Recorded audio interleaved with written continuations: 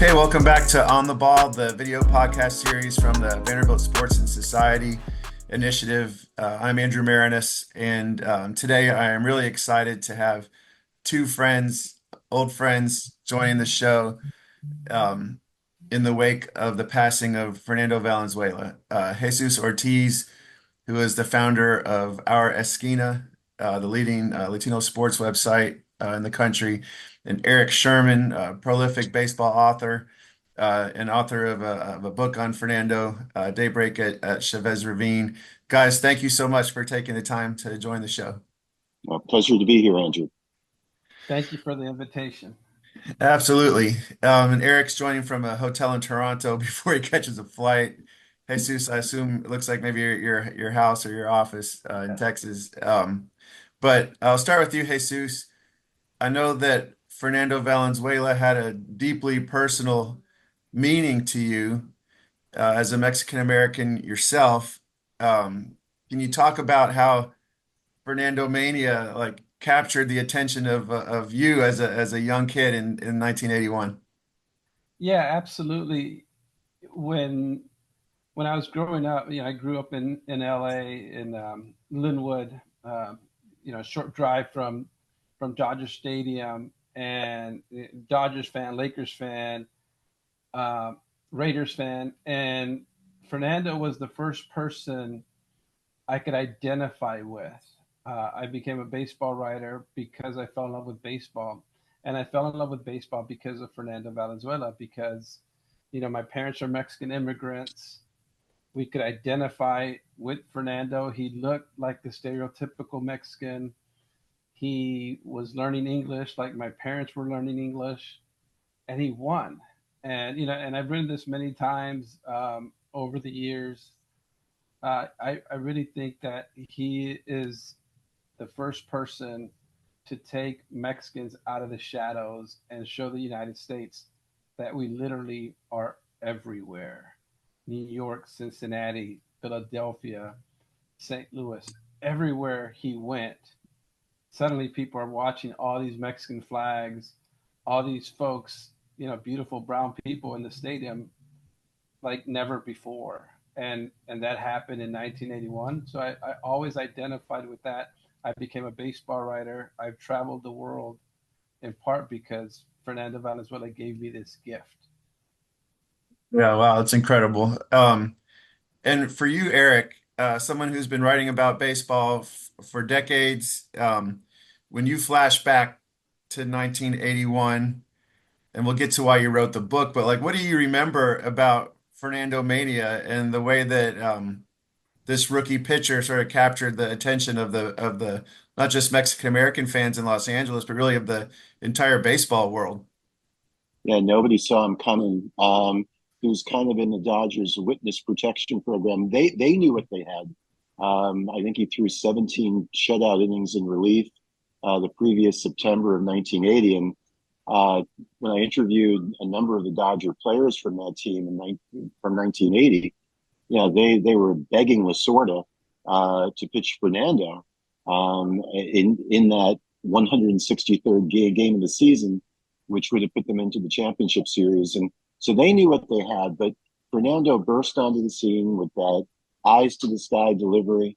And it was a phenomenon that was so organic and so immediate that, he was thrown into the spotlight on opening day, pitched a shutout against the defending division champion Astros, and never really looked back.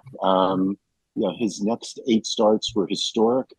He goes on the cover of Sports Illustrated under the heading Unreal, gets invited to the White House by Ronald Reagan, because the Mexican president was going to be there. And the biggest star at the White House that day wasn't Reagan or Bush or Alexander Haig or President Portillo of Mexico. It was Fernando. He was the one that everyone wanted an autograph. And this was a couple of months into his baseball career. So we've never seen a phenomenon like that. The closest was probably Mark the Bird Fidrich, but even he didn't burst onto the scene like an earthquake. the way that Fernando did. Yeah, and joining a storied franchise, it's not like he was the first great player ever to play for the Dodgers. But in the title of your book, you make reference to Chavez Ravine, and so Fernando comes along as a Mexican player to a franchise that there was quite a bit of controversy about the location of their stadium and displacement of Mexican American neighborhood. For those who aren't familiar with that part of the story, can you sort of kind of set the context for why that was an important aspect to the Fernando story? Sure. Back in the early 50s, the city of Los Angeles had plans for that land, for those three neighborhoods in Chavez Ravine. They were going to build affordable housing. But then with the Red Scare, it was all of a sudden deemed to be communist or at best socialist. So it was shut down. So now the city was stuck with all this land, 300 acres in Chavez Ravine. And so the Mexican American families that were still there felt, well, we're in the clear. We can stay here. But then when the deal with the Dodgers was struck to have them move from Brooklyn out to Los Angeles and to have all this land, right downtown in LA, I mean, prime real estate. They were extending the freeway to where the stadium would be. I mean, it was just a prime location. Some of those Mexican American families, I mean, you're talking three generations, you're talking United States veterans, saw their families get literally dragged from their homes as they watched their homes get bulldozed down. So you can imagine the anger, the bitterness of that Latino community towards the Dodgers, and that existed for 20 years, right up until the time that Fernando came along, and he just changed everything. You not only had Mexican Americans, Latinos coming to baseball games for the first time, but you had women that had never even seen a baseball game on TV coming out to the ballparks. And I think the impact that Fernando had, the lasting impact, is that if you go to Dodger Stadium today, it's roughly half the crowd is Latino, and you'll see just as many Fernando jerseys as you will Mookie Betts or Freddie Freeman or Shohei Ohtani. I've seen it for myself, and it's just a lasting impact that he had, not just on the ball club, but on the Latino community, not just in Los Angeles, but globally. Yeah, I mean that's been my experience going to Dodger Stadium is that tons of Latino fans, and it's hard to imagine a day when that wasn't that way. Jesus, what do you remember about attitudes towards the Dodgers in Mexican American Los Angeles prior to Fernando and how he changed things? I know you were just a kid, but maybe there were stories in your family or you've talked to people that were older at that time. Yeah, absolutely. So with me, my parents were immigrants from Mexico, so my dad didn't get to the U.S. till '66, so he didn't know much of that history. But they didn't go to Dodger Stadium because we couldn't afford it. The first time I went to Dodger Stadium was, I think, '82. It may have been '81. I cannot remember. But I literally went with my junior high soccer team, and and as the years went on, I started taking my siblings, and on one occasion, sitting in the left field bleachers, I went down to the bathrooms. I don't know if you've ever gone to Dodger Stadium, but there were bathrooms that were very close to the Dodger bullpen. And Fernando had thrown a side session, and he's walking out. And I remember, and I don't remember if I washed my hands, but I remember sticking my hand out through the little gate and shaking Fernando's hand. Um, but yeah, I don't remember that. And then as I grew older, you learn the history, and you learn that people still resent the Dodgers, and part of that community. You go to Dodger Stadium, you go up that hill, that you see those families who got to stay, but then you imagine all the families who were displaced. But the majority of the people forgave them, and Fernando just changed it all. And I would say, and I've said this many times, like Roberto Clemente is iconic. Ted Williams, who's Mexican American, is the greatest hitter who ever lived.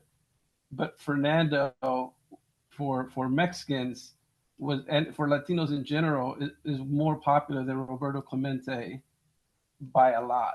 If for no other reason that that there are more Mexicans and Mexican Americans in LA than there are Puerto Ricans. Period. And he just changed everything.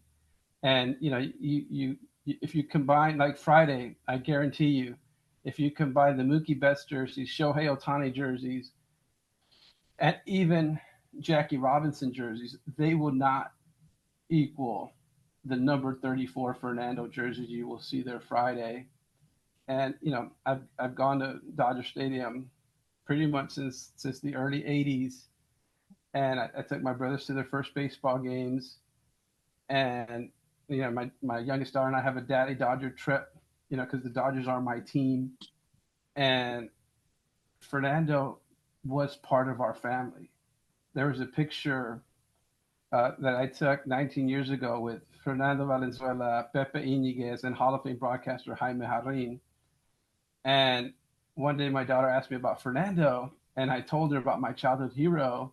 And I said, and by the way, he's in that picture in your bedroom. And she says, oh, I thought those were relatives. I said, well, in many ways they were, because they gave us a sense of importance, a sense of belonging. And, like, I grew up, like I said, in this, predominantly Black area in Linwood, California. And we had Magic Johnson as our hero, Kareem Abdul-Jabbar as our hero. And then finally, like, to see my neighbors see Fernando Valenzuela as a hero, it meant so much to, because, like, diversity is so important, and you have to see it to be it. And Fernando Valenzuela showed us that we could be a major part of America's pastime. And I've talked to Nomar Garcia Parra, Russ Ortiz, Adrian Gonzalez. These are all Mexican American former All-Stars who were inspired to follow their baseball dreams because of Fernando Valenzuela. He obviously was transcendent in many ways, as you've just described, but he wasn't the first Mexican American major league player. Can you provide a bit of a history of the Mexican players that came? I said Mexican American, I meant Mexican, but like Mexican players that came before him in the majors, and had anybody else sort of held that level of esteem prior to Fernando, or no? No, nobody has held that level of esteem prior or since, I would argue. But as I wrote today, late last night, Fernando wasn't the first Mexican All-Star, but he was the most important, and continues to be the most culturally significant. But you talk about Bobby Avila, one of your dad's childhood heroes, 1954 Cleveland Indians, the first Mexican to win a batting title, who, by the way, I brought him up just a couple weeks ago when Luis Tiant died. He's the scout who signed Tiant for the Cleveland Indians. Okay. So Avila was the first Mexican star in Major League Baseball. But in 1986, two of the best pitchers in the majors were Mexicans. One in the American League, and so there were a lot, and there continue to be. But if you look at all the young guys now, I remember Alex Kirk, the All-Star for the Toronto Blue Jays catcher, and he is like Fernando Valenzuela of the 2020s, like this portly catcher who can hit. And during the All-Star game in LA a couple years ago, I talked to him on media day, and I said, Alejandro, what would it mean to you to meet Fernando for the first time? He goes, oh, it'll be a dream come true, blah, blah, blah. He grew up in Tijuana, a short drive from LA on the Mexican border town. And sure enough, he got to catch Fernando. And it was like the highlight of the All-Star game for him. Being in that stadium and seeing the fans' reaction as the mariachi's playing and Fernando Valenzuela's coming out to throw out the ceremonial first pitch for the All-Star game at Dodger Stadium was beautiful. Was just everybody wants to be seen, and unless you live in my skin and have lived and heard, people make us out to be others, you don't realize just how important it is to have a Fernando Valenzuela, to have a Ted Williams, and say, you know what, Ted Williams, that war hero, his mom was Mexican. So one of the best players in baseball history had a Mexican mom and was taught how to hit by his Mexican tíos, uncles.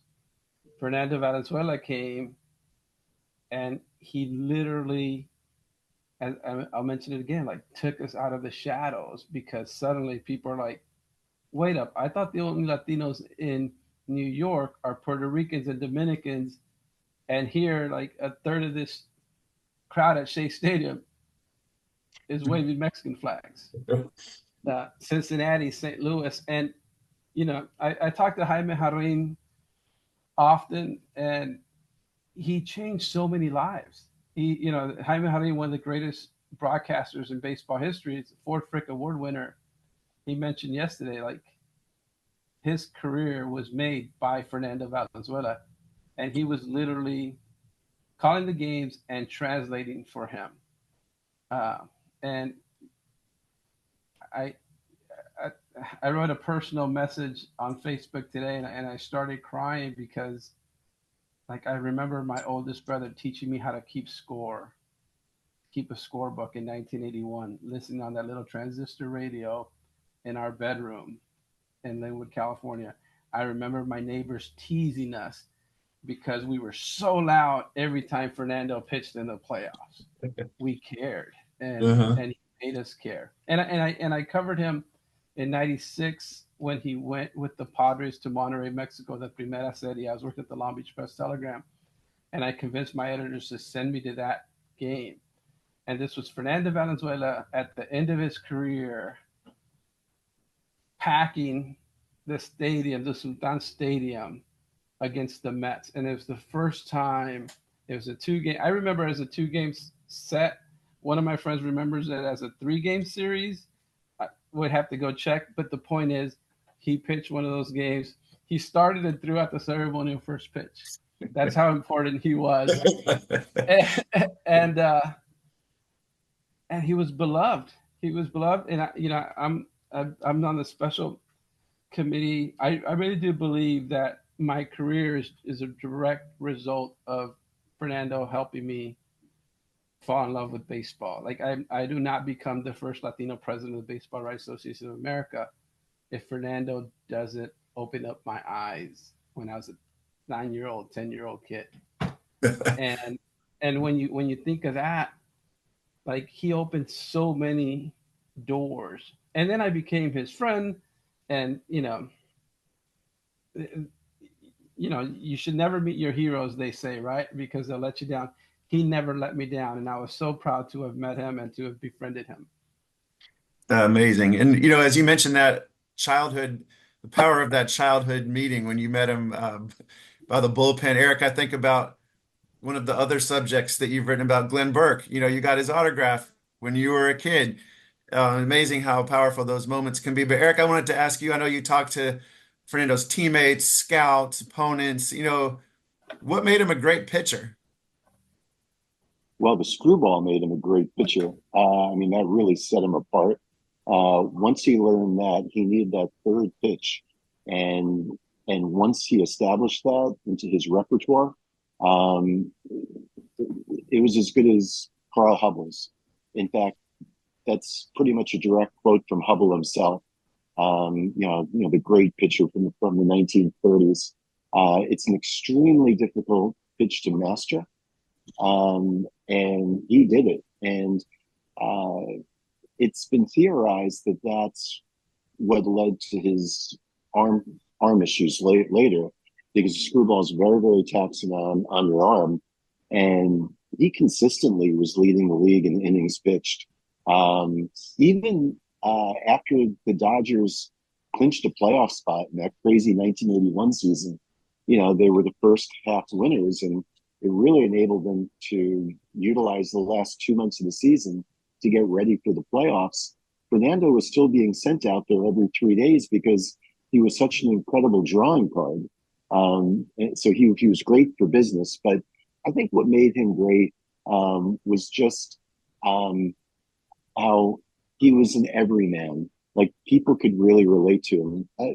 To what Jesus was saying, he was almost the stereotypical Mexican American, like a brother or an uncle.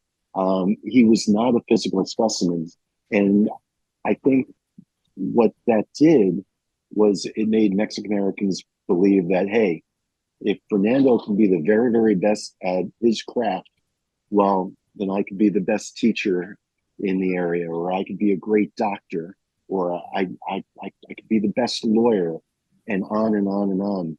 And the lives that he touched, I always say that if there was a Mount Rushmore of baseball, Fernando would be on it in terms of impact, alongside Jackie Robinson, Babe Ruth, and probably Marvin Miller. I mean, Fernando should be on Mount Rushmore, just because of the millions and millions of lives that he touched. So I think that was a part of his greatness, not just the tremendous statistics that he put up in those first 6 years in the big leagues. He was an all-star. And then, of course, his last season with the Dodgers, he throws a no-hitter. It was so much more than statistics. It's what he meant to millions and millions of people. Changed the game, changed the way players are scouted globally, changed the whole relationship between the Latino community and the Dodgers. You could just go on and on and on. Just a quick example, in 1981, a game at Shea Stadium, the 1981 Mets weren't just a bad team, but they were a boring team. They were drawing like 4,000 or 5,000 fans a night. The night that Fernando pitched there, early in that 81 season, they had over 50,000 fans, and Latinos were waving their flags, and it was an incredible event. It was an event every time he pitched, not just at Dodger Stadium, but wherever the Dodgers played. He was a phenomenon and remains so today.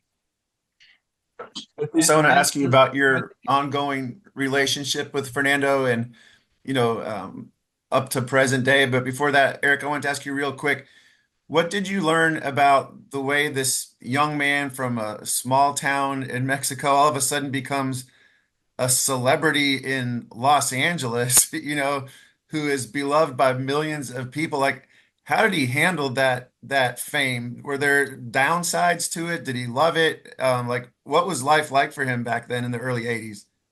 Oh, I don't think he embraced it. I mean, he was a rock star in every sense of the word.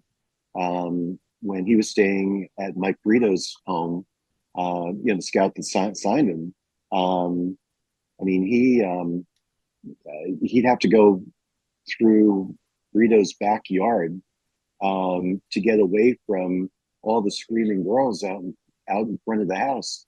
When the Dodgers were on the road, oftentimes he didn't go out with the players. He would order room service up in his room and would watch cartoons. And now that was also an attempt to learn English, but he was a kid. I mean, it's 20 years old.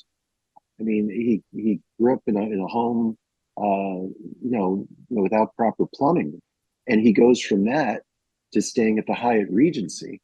I mean, it hit him. I mean, it was an overnight phenomenon for him too. So I think right up until the end, like when I wrote this book, Fernando really didn't want a whole lot to do with it. I did meet him, and he was fine. He was very cordial, but he didn't want anything to do with the book because he just didn't want a spotlight put on him.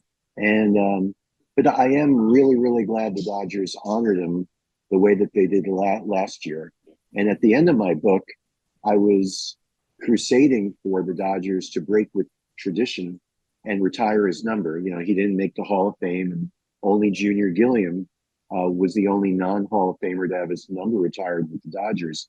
I'm glad that, you know, maybe the right people with the Dodgers read my chapter rallying for them to retire his number. That had even a little bit to do with it, I would be so happy. But I also think that there's a place in the Hall of Fame for him too, the Baseball Hall of Fame, and you know, hopefully with the renewed spotlight on him now, the visibility might help that the next time one of the veterans committees gets together. Jesus, you knew Fernando, later in his life as he's a broadcaster for the Dodgers. Um, what was he like? And what was how would you describe his post-playing days, his career as a broadcaster? Just, was he still being hounded for autographs or photos everywhere he went? How did he live his life? What were his interests?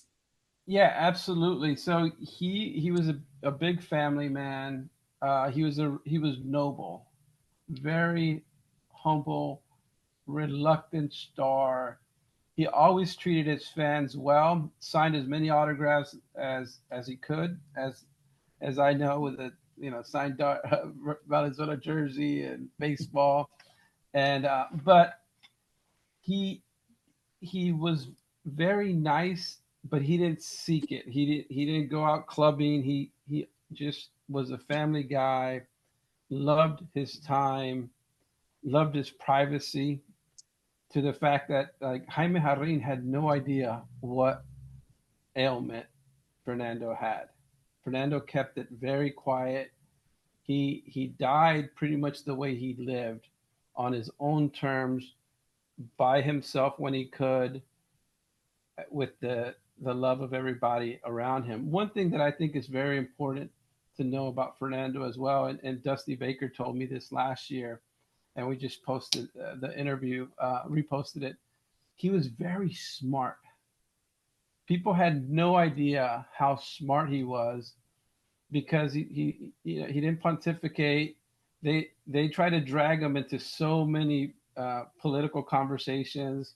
He had no interest. He just wanted to live his life, but he was very smart, and it helped him as a pitcher. He was cunning as a pitcher. Late in his life, he could fool you with all these different, off speed pitches, but also it kept him away from being hounded by the media, whereas all the media thought he needed a translator, and he knew English all along, but he just played along. He just played along, and like, if you think I can't speak your language, I'm gonna benefit from it. Just very, very savvy person. I never saw him turn somebody away, and it was difficult because if you're at Dodger Stadium, to get to that press box, you have to go through the fans.